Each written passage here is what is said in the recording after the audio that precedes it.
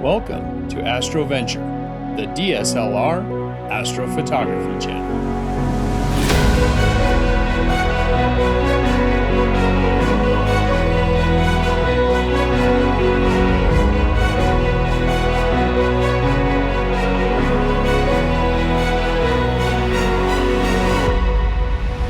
Hey there, Astroventures, welcome back.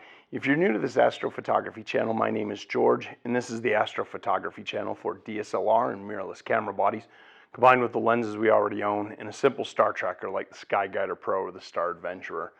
Today I wanted to talk about lasers. I'm actually kind of revisiting this topic, and the reason being is the other day I was out with this laser, and this is a 200 milliwatt green laser, and in the cold of the night and numb fingers, I accidentally kind of let go of the laser, and as it flipped down, that green laser light just kind of streaked across my face, and that gave me a real scare because green lasers will burn our eyes, and then you end up with this blind spot.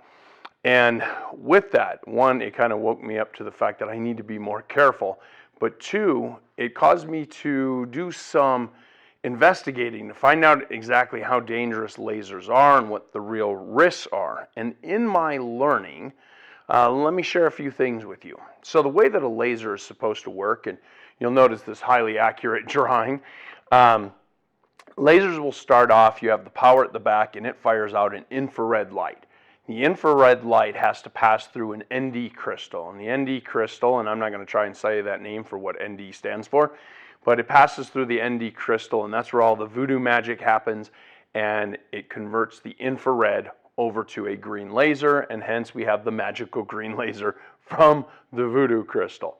Now, the way they're supposed to work in theory is that at the end you have an infrared filter, and that infrared filter is to catch whatever doesn't get converted, because this conversion is not 100%. And the infrared is powerful enough that it can also hurt you. And that's why this infrared filter is so important.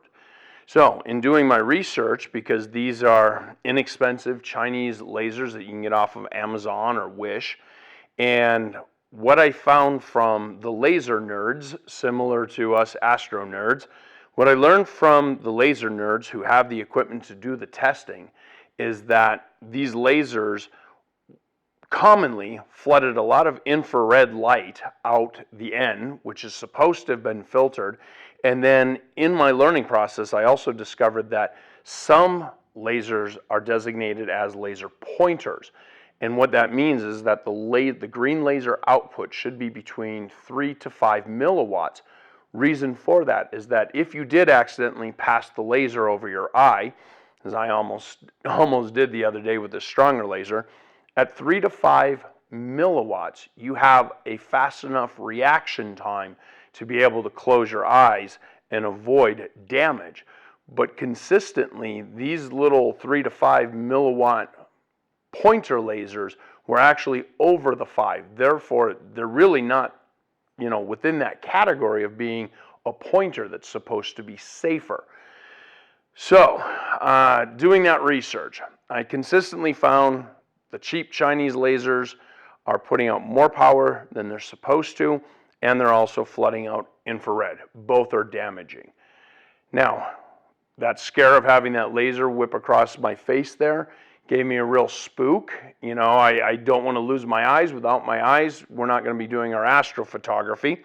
And so I started doing some research, and a website that I located, and this I learned from the laser nerds who were doing the testing of the various lasers.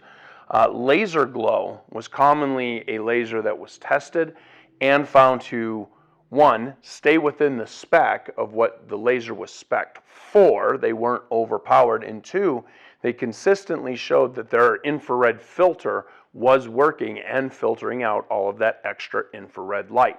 Now, these laser glow lasers, they are more expensive, and these here you can get them for $10-15.